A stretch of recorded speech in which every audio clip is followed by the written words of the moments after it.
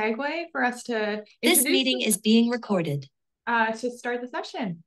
This is great. As Amanda mentioned, there is a link to the slides in the Whova chat box as well. So you can use the code, the bit.ly, or the link in the chat box to have access to the slides you'll see today. And we just want to welcome all of you to the Forum for Excellence 2023. We're so glad you're here. I'm Molly Cook, and I'm with the Forum for Excellence Planning Committee. And so today I'll be on for technical support. If you have any Whova questions, feel free to reach out to me in the chat and we'll help you out. This breakout session is Universal Design for Learning and Adult Education. And I just want to go over a couple of housekeeping items before we get started. All attendees here have the ability to unmute themselves, but we ask that you refrain from asking questions verbally until the end during our Q&A portion. You can ask questions throughout in the chat in Whova, and I'll make sure to be monitoring those and letting Amanda know as those questions come in. You can access today's presentation in a number of ways that we just went over with the bit.ly, the barcode, or the link in the chat.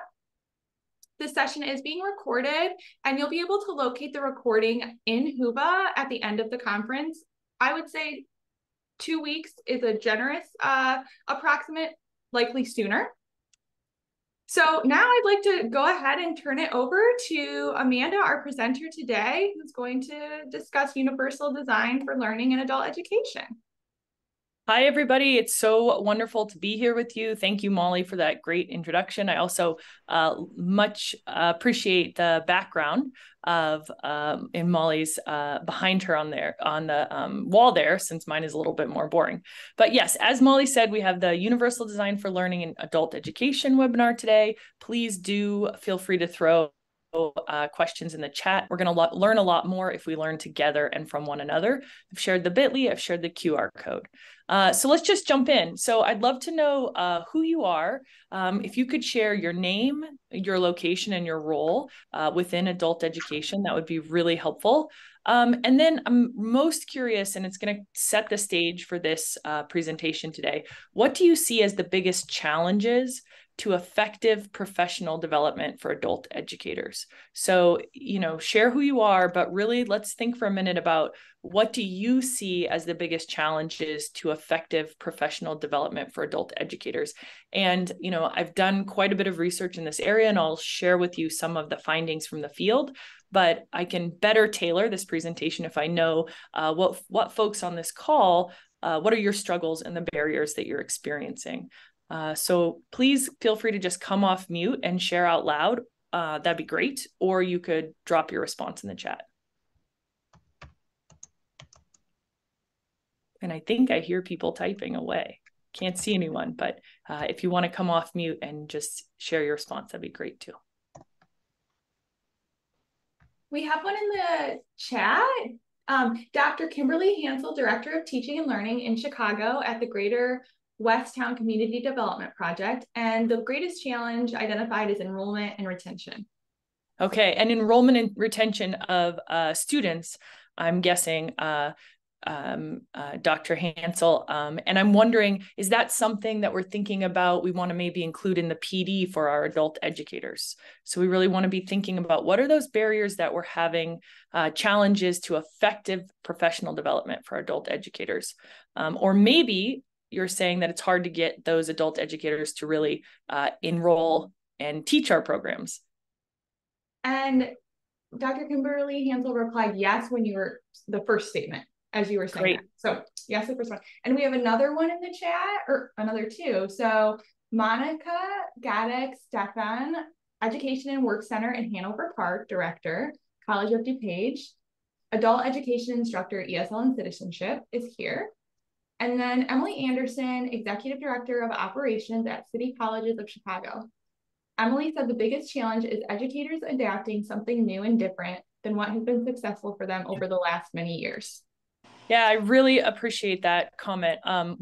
So what research tells us is that a lot of our adult educators are volunteers, or they're former teachers, but not in adult ed. So maybe they're elementary school teachers, or they're coming from industry. So that's what I really want us to be thinking about as we consider what are those challenges when we're designing effective professional development. What barriers are caused by having volunteer workforce, people coming from industry, and then people who are not really trained to work with or design learning for adults. So that's what we'll kind of talk about today, and how UDL, or Universal Design for Learning, can help you. So today, what we're going to do, I like to start with the goals. I was that kid who always wanted to know where we were going, because when my dad took long drives, he wouldn't stop the car for the bathroom. So I really wanted to know how long I had before I could use the restroom. So let's make sure we're clear on the goals. I want to introduce Universal Design for Learning. It's a freely available framework that's called out in all legislation that governs education, from ESSA. It's mentioned in WIOA as a best practice, and then Perkins 5, which is career and technical education. So we'll talk about UDL. And then I want to introduce there's a new project that's funded by OCTAE that really is designed to help adult ed teachers utilize UDL strategies. And there are 7 free modules that are available through links. So I want to talk about how those were created, how you can access them, and they actually will come live onto links tomorrow.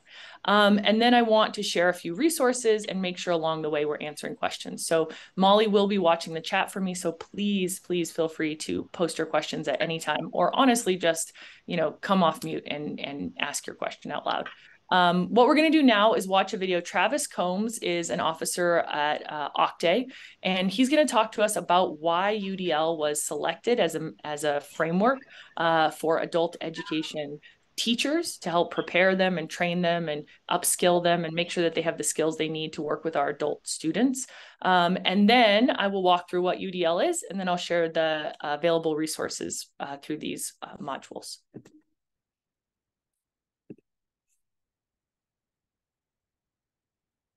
So the Office of Career, Technical, and Adult Education, OCTAE, we're actively looking for opportunities to promote program improvement, as well as really support administration priorities. And some of those include like increasing diversity, equity, and inclusion in how we approach trainings and communications. So that's why we're really excited to have the CAST team updating our Learning to Achieve materials using their Universal Design for Learning framework. A couple of the key goals to the project are really to update the definitions around learning disabilities and learning differences, to utilize a coherent diversity, equity, and inclusion framework, to update the research methodology to include current federal regulations, as well as frameworks rooted in UDL and DEI. And then lastly, they'll be creating one research-based interactive resource that will include multiple methods of delivery and 7 different training modules using the UDL-based asset-driven approach to learning differences. These 7 professional development modules specifically were created to support adult education instructors to effectively teach and support neurodiverse adults, including those with learning disabilities as well as learning differences. And the main goal of these modules is really to fill them with research-based hands-on strategies that support educators, helping them meet the needs of their learners. These materials are freely available on OCTAE's Literacy Information and Communication System, or LINCS website that supports adult educators and adult learners. Great. Thank you so much. So thank you, Travis. He's not here, but wonderful to work with. And what I want to say is I know that links can be sometimes cumbersome to work with. And so we've designed these modules to be very hands-on, and they all include downloadable PowerPoints so that as you go through them, if you want to share these resources, these materials, what you find, the videos with your staff or with folks you work with or with the learners that you work with, because there are activities that are in the classroom, designed for in the classroom, you can just download the whole PowerPoint. So all of the material can be freely available and accessible to you. And then you can also, at the same time, work through them on links and get a certificate of completion if that's something that you need to have to show hours of training. So great. So Travis talked to you about a little bit about UDL, the why of OCTAE working with CAST. And we don't have to watch that video again. What's interesting is it's important to remember, and I know all of you as adult education professors and professionals know this, but 2 years out of high school, most adults do not want to disclose if they have a learning disability or a learning difference. So what we really want to be doing using Universal Design for Learning is really designing for the whole range of learners. Differentiation is important, but if we can, there's some small moves that we can make using UDL that will allow us to really design for everyone. And that's important in adult education, since we know that many adults don't want to disclose or aren't comfortable disclosing. So what is UDL? So UDL is a framework. I think of it as a skeletal structure, right? Like a house has a framework. I just moved to Montana and we bought a fixer-upper, and boy, is that stressful, but it did have good bones. That's what they say. So UDL is really that framework you can use to create that learning environment. And so UDL doesn't tell you how to do things, right? You're the professionals, but what it does is it has best practices that educators can use to ensure that all learners can engage. It's kind of like, where the walls go and what you put on the walls and what color you paint them. That's all up to you as the professional. But the structure, that basic structure, is what UDL provides. And I want to show you this quick video description of UDL. And this is interesting because you may ask yourself, Amanda's telling me what UDL is multiple times. She's going to show me a video. Like, why is she doing this? I'm just going to give you a little hint. There's this group, Gartner, the Gartner Group. They're a think tank, and they found that there's something called the 10-10-10 rule. I don't know if anyone knows the 10-10-10 rule, but it means you have to say something 10 times, 10 different ways. And what percent will people remember? 10%. So it's a little bit sad, or could be frustrating, but it's good for us to remember we want to say something 10 times, 10 different ways, and folks will probably remember about 10% of it. So let's do a quick video on what is Universal Design for Learning. I'll unpack it and we'll see how it can apply to adult education.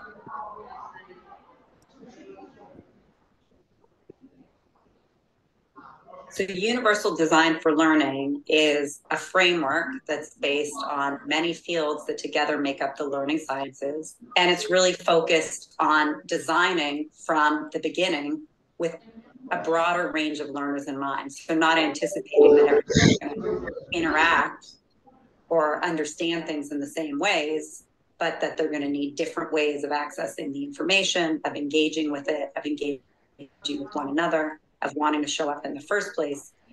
Accessibility is really our floor. So if you imagine kind of building a house, you're not going to build a house without a good foundation, right? Accessibility is really about, can they access the environment? Can they understand the materials we're giving them? Another thought is that the barriers are in the environment rather than the person. And so that we can design for those barriers. We can be proactive in our design if we come into it with that mindset that there is variability and that a one-size-fits-all solution, it's not going to work. We need to create flexible solutions that allow people to customize and personalize how they use the environment to accomplish their goals. I really was drawn to UDL because it came out of the disability community when the Americans with Disability Act became law and buildings had to be made accessible for folks that have mobility challenges, such as getting curb cuts and automatic doors opening.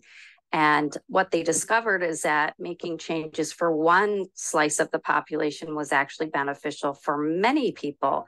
Like, for instance, the curb cuts are beneficial for baby strollers and bicycles, and taking that and then using that same concept in a classroom where you have a variety of students that have disabilities, maybe diagnosed or undiagnosed, learning challenges. So that's usually how I promote it, is that this is going to be beneficial for the majority of your students.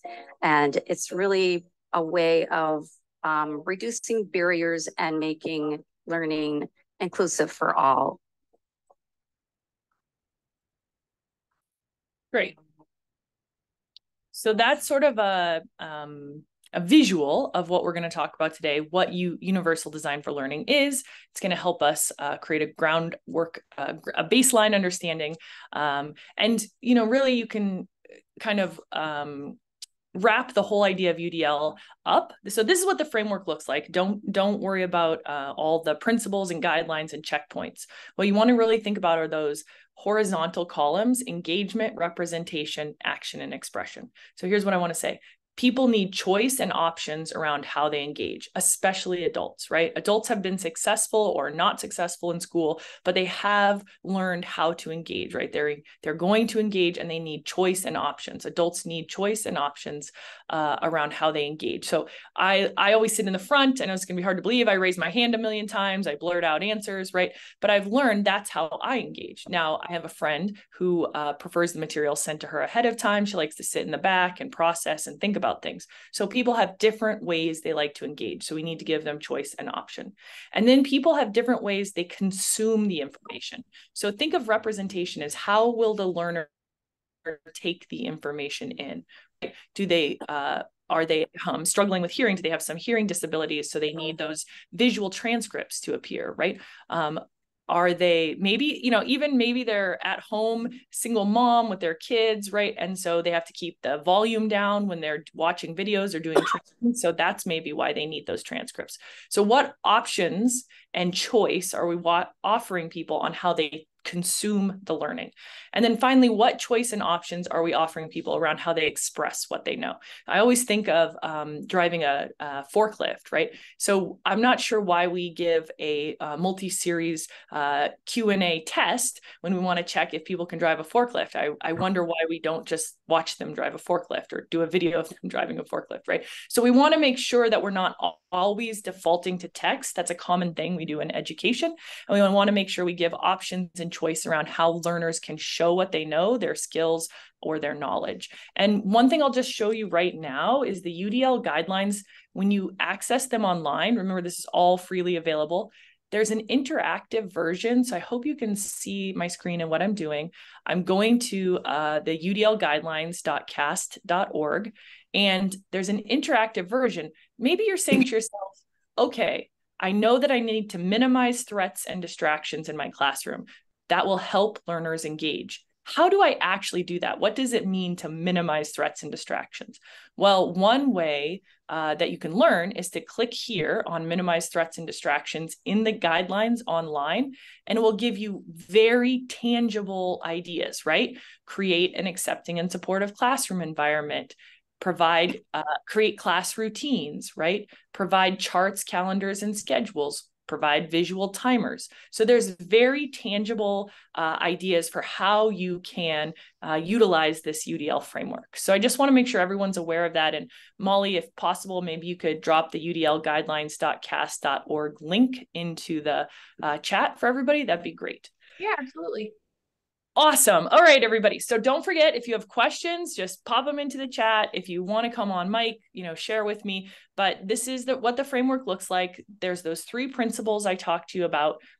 It's important to think also that UDL can be read, I always mix this up, vertically and horizontally. So horizontally is across like this, and you can see access. Access is that top layer. We have to provide access, and that's up to the educators.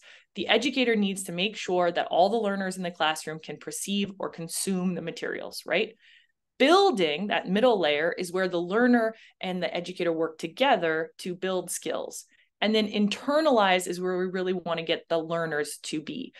The goal of UDL is really to help learners take ownership and responsibility for their learning. So you see this bottom layer is really about self-regulation, comprehension, and executive functioning skill building. So that's really for the learners, right? Because in the end, we want expert learners. It doesn't mean that they, know how to do trigonometry, right? Or it doesn't mean that they're great at spelling. I'm a terrible speller. I'm never going to be a great speller, but I know that about myself. So I consider myself an expert learner. I know that I need help, someone to read over my papers. So what we want to do is get people to be expert learners, aware of how they learn, right?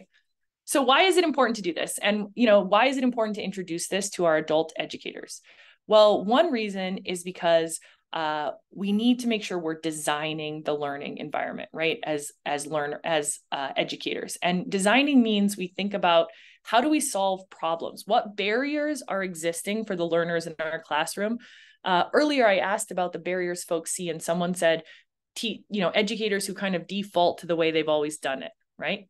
But if it's not working, if we're defaulting to the way we've always done it, and the outcomes are going down, or it's not working for learners, we really just want to ask ourselves, what's the barrier and how can I design a solution, right? So designers rely on data, and they don't focus on how it feels, but they really focus on how it works. How does something actually work for the learner? And they don't blame the learner, right? So if my iPhone is glitching or isn't working, and I call for help, they're going to walk me through it, and we might make adjustments to the phone on the back end, the designers. They're not going to blame me, the user, right? So we want to make sure that we're thinking, Luis in our video on UDL talked about the barrier is in the environment, not in the learner. We really want to try to get our mindset to that place. So let's do, I find this funny. I hope it's not offensive. I don't think it'll be offensive to anyone, but I follow this forum on Reddit called Bad Designs, and I'm kind of addicted to it. And I think it helps us showcase what happens if we aren't proactively designing. Like if we just do it the way we've always done it, or we assume that the way we learned is the best way, and we don't have a framework to design from, we can get some pretty funny, bad designs. So I don't know if you find this funny, but to me, this says fashion fart, which I actually find hilarious, but I do have to admit, I have a 19-year-old son and a 6-year-old daughter. So maybe my humor is a little skewed right now. I don't know if you can see this one, but to me, this says do die safely, which I think is not the message that they're trying to give, right? So someone did not proactively design this poster. And then this last one, I always like people to count the bananas. I've given this presentation a few times. I've counted those bananas a million times, and I think there's definitely 6 bananas, even though it's aligned with the number 5. This is not the book you want to give your kids to learn how to count, right?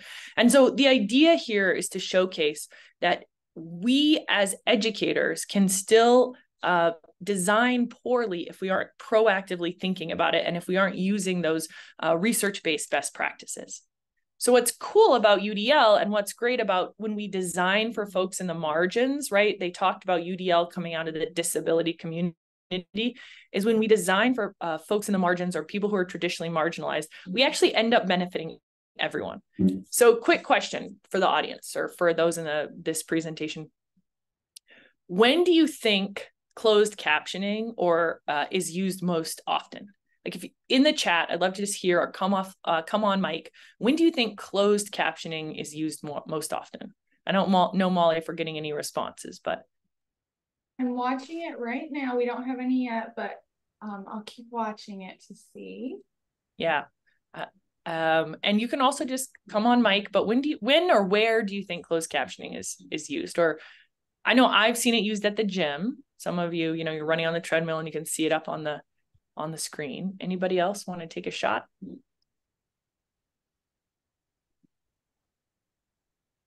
TV, movies. Yeah, I don't know who said that. Definitely TV, movies, and actually used most often when folks are laying with their significant other in bed and you each want to watch your own program on your phone and you have your closed captioning on, right? So it's not just, even though it was created to support people with disabilities, hearing impairments, hearing disabilities, it's really used by everyone, right? It started to benefit everyone. So we all, and I know I use closed captioning when I'm listening to some of the BBC shows that I really like. I cannot understand their accent, right?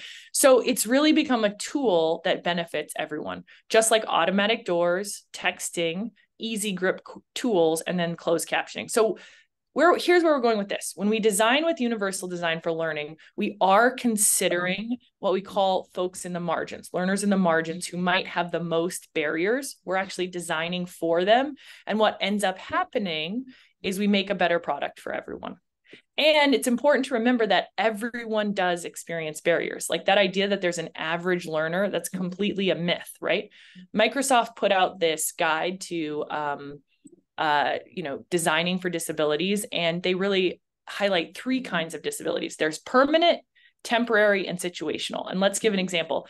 I like this one that's like touch. So you could have a permanent disability being born with one arm, right? You could have a temporary disability of an injury. But if you're a new parent and you're trying to go back to school to get your GED, I got my master's degree right while I was having my son.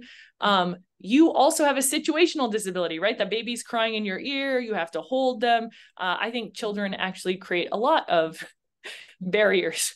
I love kids. That's not, I'm just trying to be funny. But so what you want to think about is that there are a range of reasons. So sometimes what will happen is educators will say to me, well, I've never had anyone who's blind, or I've never had anyone who's deaf in my classroom.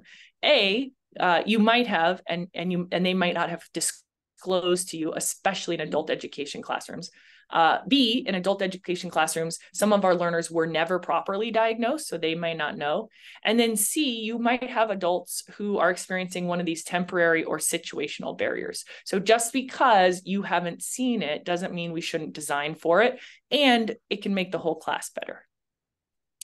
Okay, so I want to introduce you to Kathy Olson Tracy. She's the Senior Director for Adult Ed in Illinois at the Community College Board. Maybe some of you know her, or you've talked with her or worked with her. And I want us to listen to what she has to say about adult learners having identifiable barriers. And then we'll go into these, we'll take a pause, do some reflecting, and then we'll go into these modules and kind of explore them and see how they could benefit you and your organization, or where your staff or your faculty or coworkers.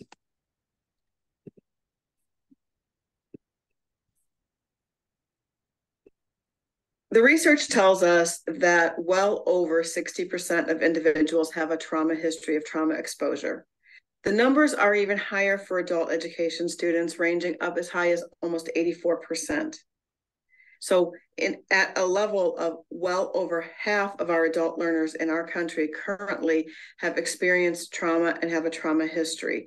So integrating a very intentional trauma-informed process is going to serve all of your students, but is specifically going to help the well over half of your students who have had trauma exposure.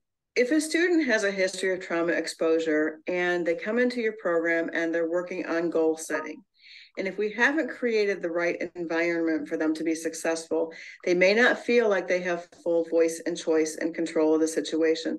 They may not feel like they're full collaborators and partners in this direction. Once that happens, what we're doing is creating a space for them to not feel engaged and to not feel part of the process and to not feel fully active in this overall process. And those students are not students we're going to hang on to. They're going to leave. Whether they leave by putting their head on a desk and not paying attention and fully participating, whether they leave by staring out of a window, that freeze, flight, fight syndrome, or whether they leave by walking out of the program. These are the students that need our additional support, and they need that support for a problem that they have not yet identified as actually a problem. So that is where our responsibility comes in, to create the environment for the student to be successful. Great. And the reason I wanted to talk about this trauma-informed practice that Kathy is bringing up is because I want us to think about how even in our classrooms, where we think we know our students very well, they may not even know themselves that they have a trauma history that we should be designing for, or at least considering, right? And so that goes back to UDL and this idea of proactively designing. So really using the UDL framework, designing proactively. And in this case, we'd encourage you to think about how people engage. So that's what Kathy talked about, using minimizing threats and distractions, right? I clicked on that earlier. So UDL affords us a way, or creates a framework for our educators to really think about, how can I proactively design for the range of learners that will be walking into my classroom? And we don't have to watch that video again. Yep, so let me just present. Okay, great. So let's keep going here for 1 second. Okay, so, and this is just to summarize. So we need to design first, because if it isn't your struggle, it's often invisible, right? It's hard for us to know the experience that our learners are going through. And so if we can use UDL to proactively design, we can create that better environment. So let's take a minute and reflect. So research tells us that people learn better in dialogue than in monologue. And I feel like I've been monologuing a little bit, which means I've just been doing the talking and you've been doing the consuming. So let's take a minute and reflect. So far, I'd love for you to finish one of these prompts in the chat, or come on mic and just finish one of these prompts. FYI, I call them UDL moves. Having a prompt for people to finish will increase engagement, and it is a UDL move that's called out. So instead of just saying, what do you think so far, right? I've posted, I'm going to speak out loud the prompts, and I'm going to post them visibly in front of you. So I'd like you to finish one of these prompts. So far from this presentation, this makes me wonder, and finish that prompt. I noticed that I agree or disagree. I would like to know more about. So I'm really going to use my teacher practice skills. I've been working on really waiting those 30 seconds to see what folks, how folks are going to respond to one of these prompts. But also, please, I encourage you to come on mic, and you can just share out loud as well. I could also just randomly call on people. No, I'm kidding.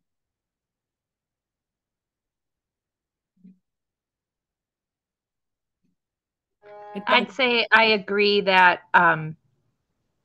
even though you may not need some of the design based on your abilities or capabilities, that whatever you would do would end up benefiting all students. Great. Is that Tanya or Sarah? Emily Anderson. Emily. Great. Thank you so much, Emily. Thanks for sharing. I really appreciate that. Let's hear from, how about we hear from at least 2 more folks? We have one in the chat. Oh, we have 2 in the chat. So Lori said, I'd like to learn more about how to find out about our students' history to inform our designs. Great. Rachel said, I agree that sometimes not coming from teaching can hinder your ability to see design flaws. And then Monica said, I would like to know more about spotting traumatized students. Great. Okay. So I'm just writing these down.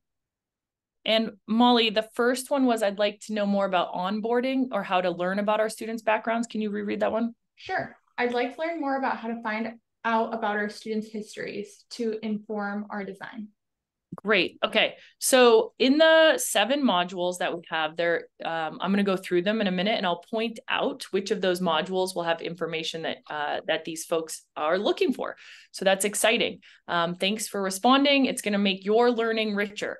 So it's something like 80% of people who attend PD do not implement the strategies they learn in the classroom. So you go, it's exciting. I mean, obviously I'm entertaining and this is the best presentation you've been to so far.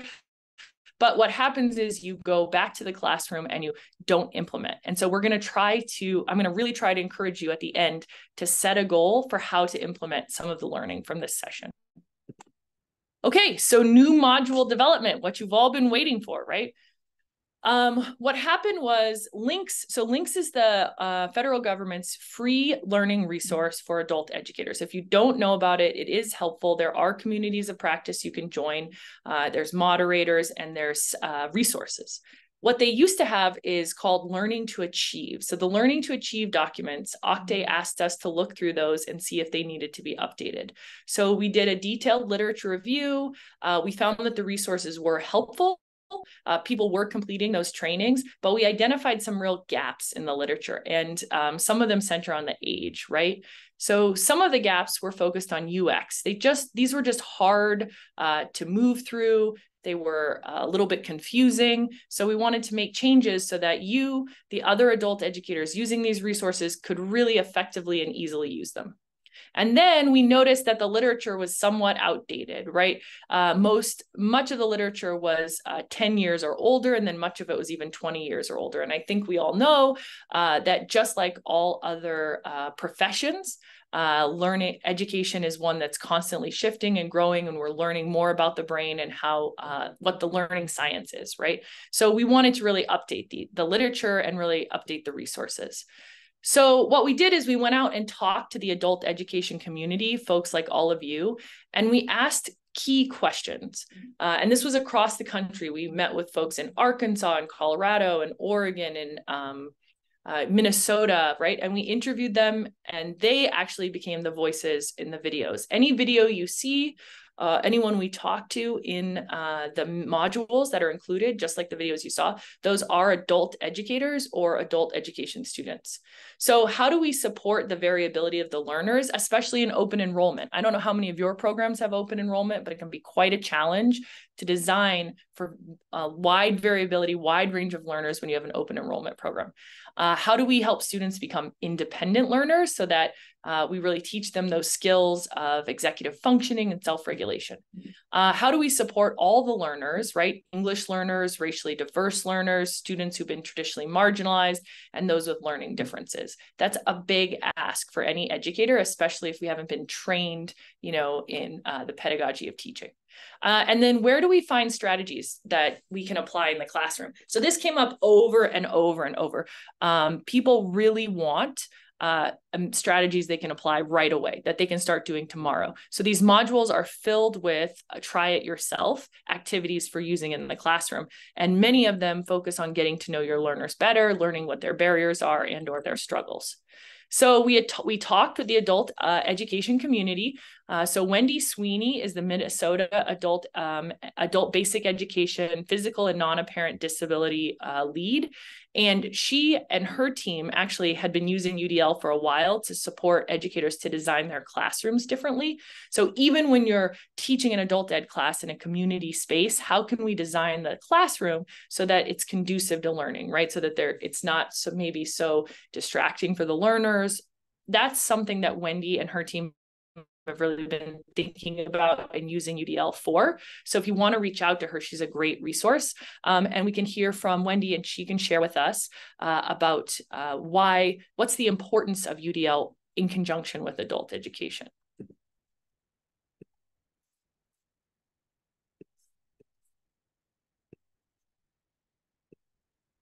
My colleague and I, Lori Leiniger, did a lot of research back in I think it was 2012 when we started our research on universal design for learning and how it might be beneficial for adult education classrooms.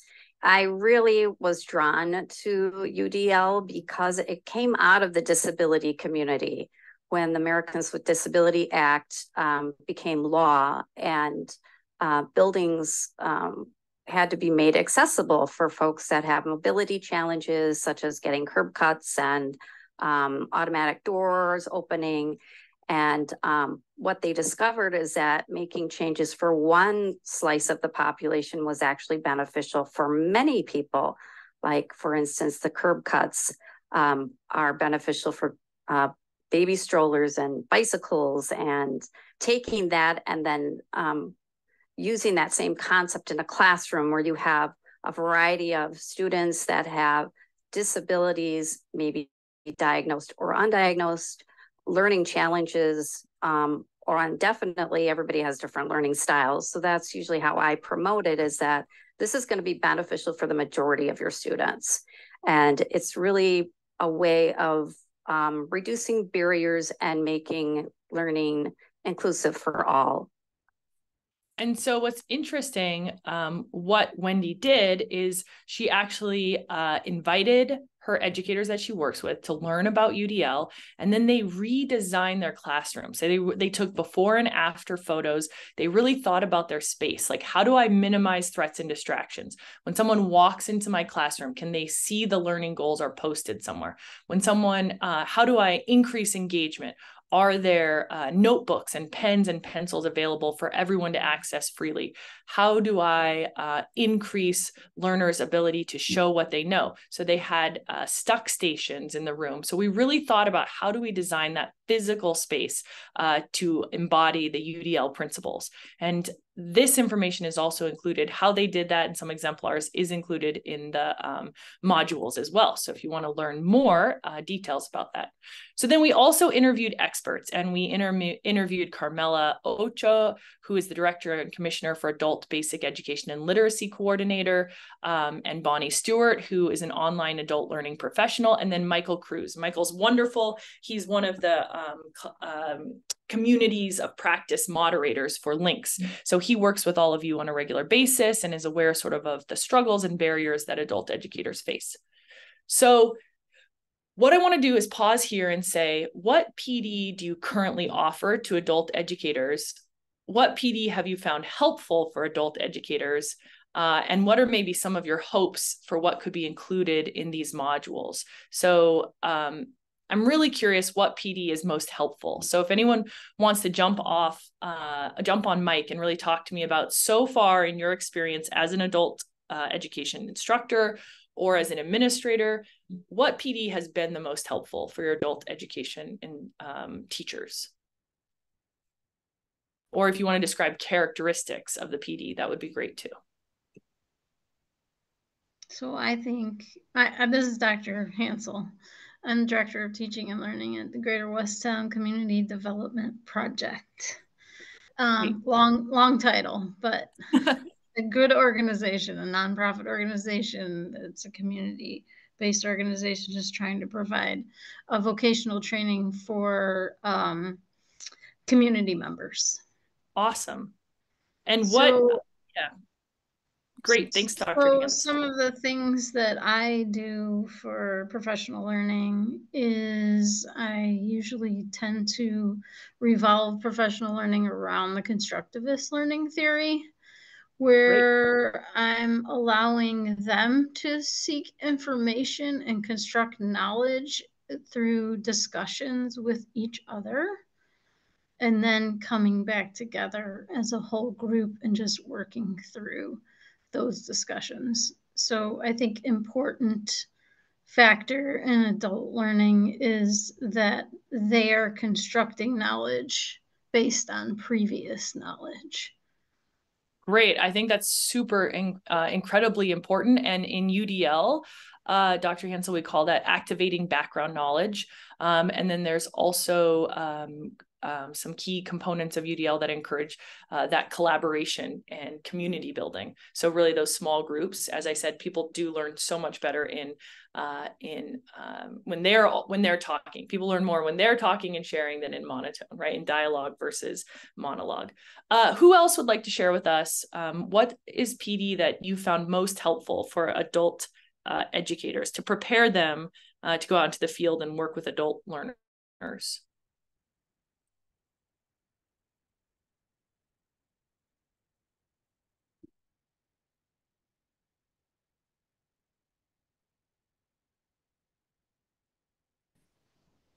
I mean, I could say another one if you want.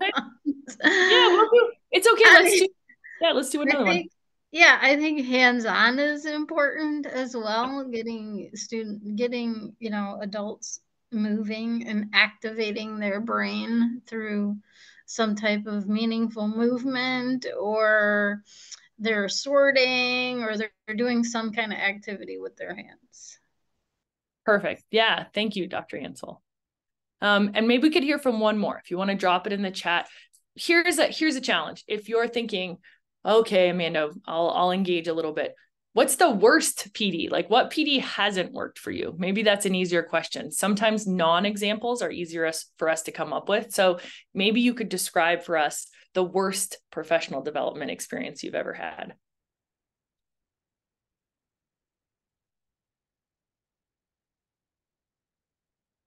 I saw Robin maybe come off mic. Anyone else want to share in the chat or out loud? What's the worst professional development experience you've ever had?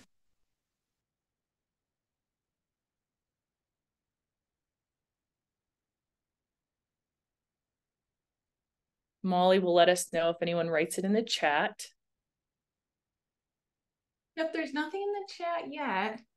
Okay. Oh, I saw it. Okay. Monica said in the chat, and I'm thinking this is the answer to the worst professional development. Someone was sharing their research data too dry. Absolutely, too dry, right? That's a great one, Monica. I hate going to professional development when the person is telling me strategies to use and they're not using them themselves. So I hope that throughout this presentation, you've noticed my attempts at making UDL moves, because I think if we're going to be promoting a strategy, we should be using it. So anyone else want to jump on and share with us their worst professional development experience? I'd love to hear it. Usually people have definitely had bad experiences in PD.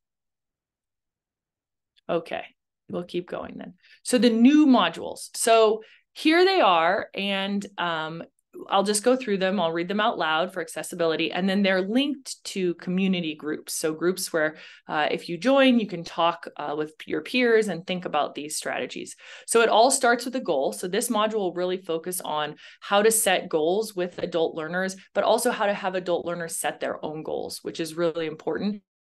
And many of our adult learners have not been successful setting goals. So we talk about how to chunk goals with them, how to revisit those goals, how to design the goals so that they can be successful. Learning that works for all. This is really a focus on UDL. What is UDL? How can we apply it in the adult ed space? Making math matter. So this is really an approach to how do we teach math? How do we use UDL to teach math? How do we make math matter to adult learners and help them engage? Making reading and writing matter. So the focus of this one, again, is how do we use UDL to support reading and writing strategies for adult learners. So these are all very focused on adult learners. All the videos and all the resources are all structured, mostly all the videos for sure, all the folks we interview, and most of the resources, 90% of the resources are structured for adult ed. Building communities for learning. So this is the one where I was thinking about those of you who asked about how do we spot traumatized students and how do we find out about our students' backgrounds so that we can better design for them. That would be in that building communities for learning and also in the self-advocacy for work and learning. So those two modules will have a lot of information on how you can support learners to become expert learners, take responsibility for their learning, and how you can get to know the learner, their background with learning, and their background in general. And then the last one, the last module, improving systems for adult educators, for adult education. This really focuses on how do we create a system that embraces UDL. So it's great that all of you are here, but you might return to your home organizations and no one's heard of UDL and you don't have a common language for which to talk about best practices or learning or strategies. So this last module really focuses on how do we bring UDL back to our communities? So how do we help our administrators become experts? How do we help our volunteers understand what UDL is? And all of these have certificates of completion tied to them. So we use the STAR Legacy Framework. And I think it's important for everyone to know, if you do any online teaching, which I'm sure most of us are doing now, the STAR Legacy Framework comes out of Vanderbilt, and it's a best practice for designing online learning. So what it says is, to design online learning, we want to pose a challenge. So what's a challenge? And I think, Dr. Hansel, this will resonate for you. You ask a broad question, you use a use case scenario. In our case, we're using videos. What's a challenge that's commonly faced in the field? So you give that challenge or that example, and then you ask learners to share their initial thoughts. So you see number 2 is initial thoughts.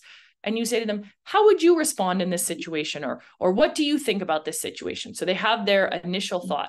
Then you go and you give them perspective and new learning, new resources. So you share resources around how to address that challenge. You have a wrap up where you then ask them, now based on what you've learned and seen, all this new information, would you respond in the same way as you did with your initial thought? And that's where the learning happens, right? Has there been a change from how you might respond initially based on this new learning? And then finally, there's an assessment to just check understanding. So this is a proven research strategy for helping adults learn online. And so we have based all of our modules on this approach. So what'll happen is each module will start with a challenge or reflection. So you'll watch a video, in this case, from Jason Marshall, who's an adult education instructor. Jason worked with out of school and out of work youth. So that's kids 16 to 24 who aren't enrolled in school and who don't have jobs, right? And I think that number, that population, at least from other adult educators I've been hearing from post-COVID, is really on the rise, or it's a concern. People are worried that post-COVID, we're going to have a lot of students who haven't completed high school or aren't enrolled in college or high school and aren't in work. And, really, what do we do to support that population? So in this case, for this challenge, we would say, we'd hear from Jason. Jason is sharing his thoughts on teaching. And then we would say to the person completing this module, what would you say to the group in response to Jason's comments. What research-based best practices do you recommend adult education teachers utilize to support all learners? So let's go ahead and hear from Jason, and then we can keep going through the design of these modules, and hopefully there'll be some information you can take home and learn and use.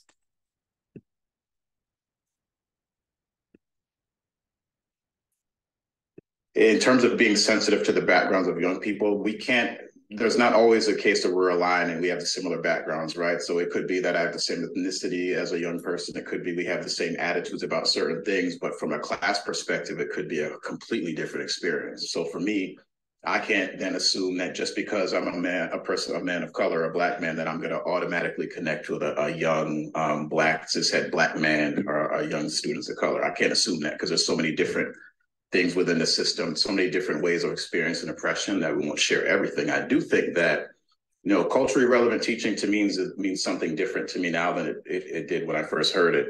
I honestly feel now that the ethic behind culturally relevant approach or culturally relevant pedagogy to me is really seeing the whole person.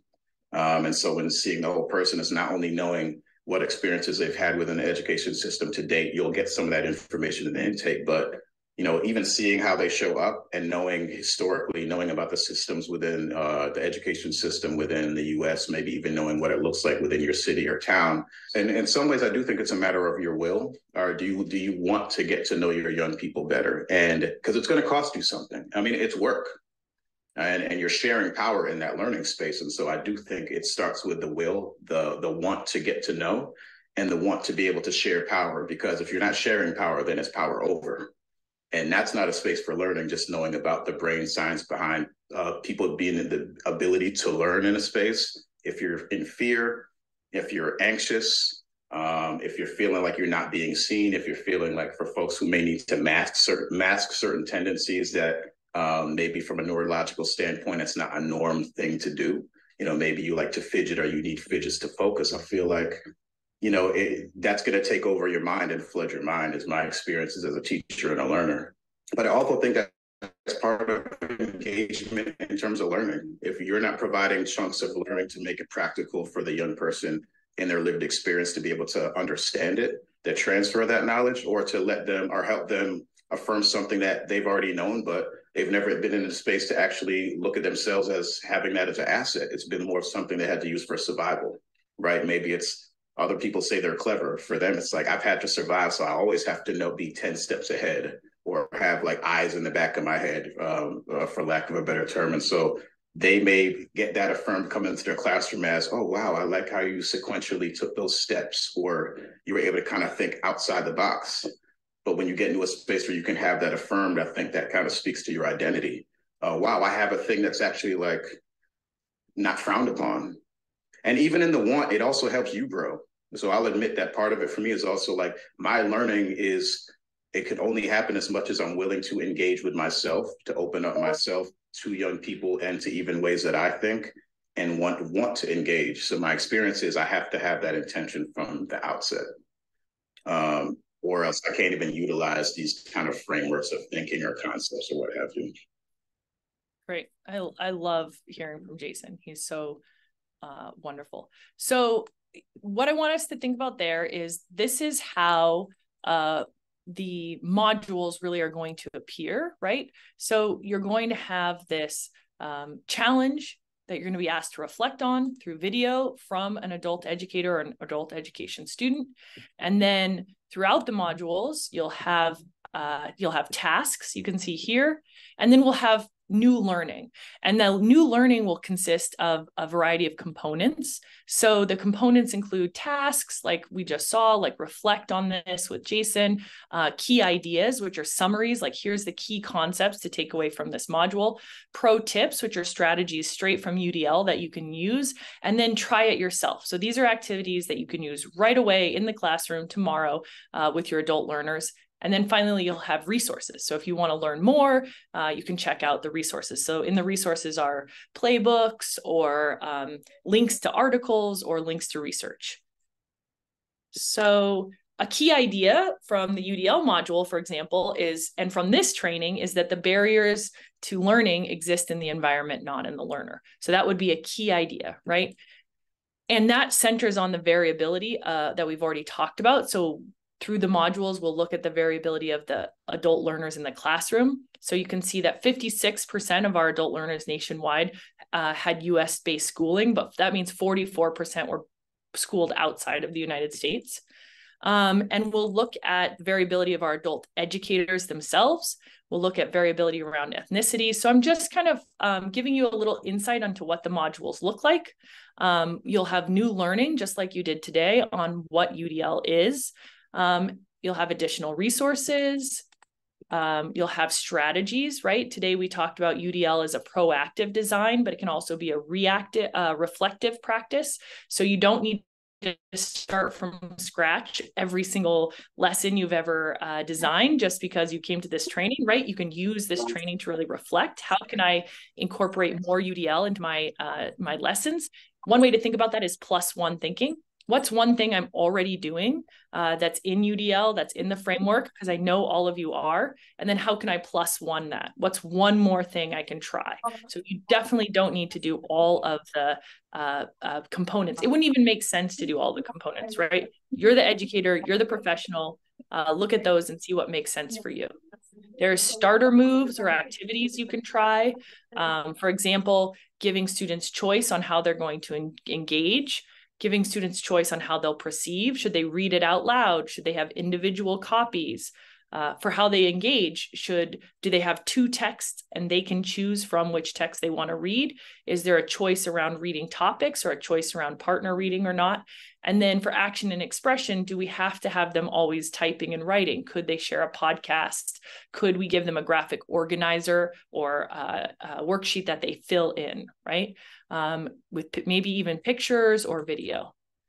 Then I talked about pro tips. So every module will have pro tips. So in the case of the UDL module, which is basically what all of you just went through, use case studies in your instruction, right? We looked at a bunch of case studies.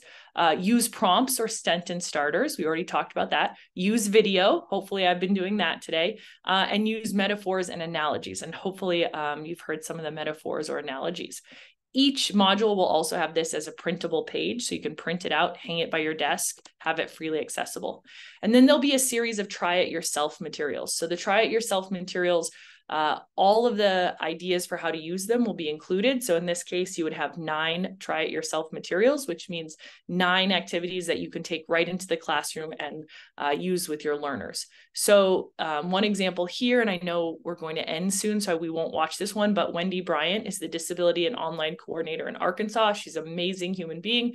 And she talks about, just for all those who are wondering how to get to know your students, she really talks about the need to get to know your learners and their past experiences, not just with trauma, but with learning in general. So walking into your classroom, they're carrying 12 plus or minus years of learning, and there's baggage there, right? And so Wendy's recommendation is, she calls it ATP.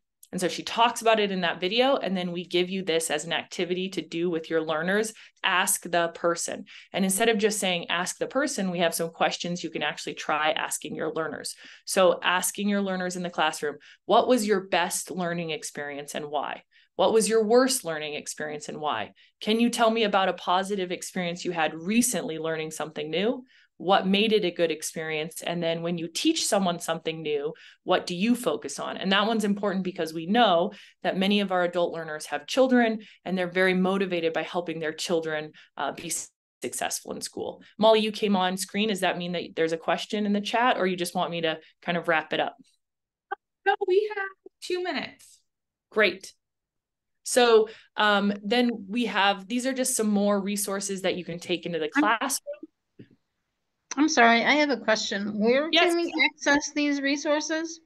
Yeah, great. Okay, so the resources can be accessed tomorrow. They come live tomorrow on Links, the Links website, and I can drop that in the chat, or Molly can. And actually, I'll look it up right now while all of you are looking at this slide. So what I'd like everybody to do in the last 2 minutes is two things. If you could complete this feedback survey, that would be wonderful, because I want to know how I did and how I can improve moving forward. That's really important to me. And then I would also like you to, in the chat, if possible, or out loud, finish this sentence. Based on the training today, I will. And so if we all take a minute and we really complete this sentence, based on the training today, I will, then we'll be much more likely to actually apply what we've learned, rather than just sort of sitting back, hearing about it. We'll actually really be able to apply it. So let me go ahead and drop the chat, into the chat. Let me just stop sharing for 1 second. I'm going to drop into the chat the feedback survey link. So let me do that, Molly, just so you have it. Oh, maybe I can't drop in the chat. Yeah, the chat is disabled in Zoom, but I can put it in the chat on Whova. Great. Because I have it Great. on mine. And Great. so I'll do that right now in Whova. That's perfect. And then if everybody else would really think about finishing this sentence, based on the training today, I will. And in the meantime, I will also find that links website for you. So does anyone want to come off on mic and just share based on the learning today? I will. And here. I have one in the chat, actually. Great. Okay, so I'm also putting in the chat right now. It's uploading right now for everyone, the link to the survey feedback. But Tomoko said in the chat, based on this training, I will look into STAR module and learn more about it. Oh, that's awesome. That's a great outcome. Thank you so much. And then here is the links website, everybody. Links, lincs.ed.gov. This is the links, and it's like just for adult learners, adult educators. There's resources, there's communities, and you'll be able to, you have to log in, but it's free. You have to become a member. And then you'll have a collection to all the resources or the courses, and our courses will come live. Those modules I talked about will come live tomorrow. So please feel free to join links and you can get all those resources. Anyone else want to come off mic and just share based on the learning today? I will. It's really a way to solidify your learning. Elizabeth put in the chat, based on today's training, I will further explore the great resources provided. Thank you. Yeah, thanks everybody. And the slide deck that Molly dropped originally into the chat and is on the app has all of these resources. So if you just grab the slide deck, you'll have everything you need. Hello, I'm not a teacher. I'm actually the manager of an ESL program, but I want to tell you that I want to remind my teachers just to be more aware of the learning challenges and the different learning styles. I think sometimes we get so involved in all the things that we have to do. And I know it's just a reminder at the very beginning of class. So thank you very much. It's very helpful. Oh, great. I'm so glad. Thank you. I know we have to go. Yeah, Molly's going to wrap us up. So thank you, everybody. I really appreciate your time. And please reach out. Molly, feel free to share my email in the chat, abastoni@cas.org, if anybody wants to ask any questions directly or just talk more. Great. Thank you so much, everyone, for attending this session. And please be sure to provide feedback on the form, as well as by clicking rate this session button in Whova. And enjoy the rest of the Forum for Excellence. Bye, everybody. Have a great day. Bye, everybody. Have a great day. Bye-bye.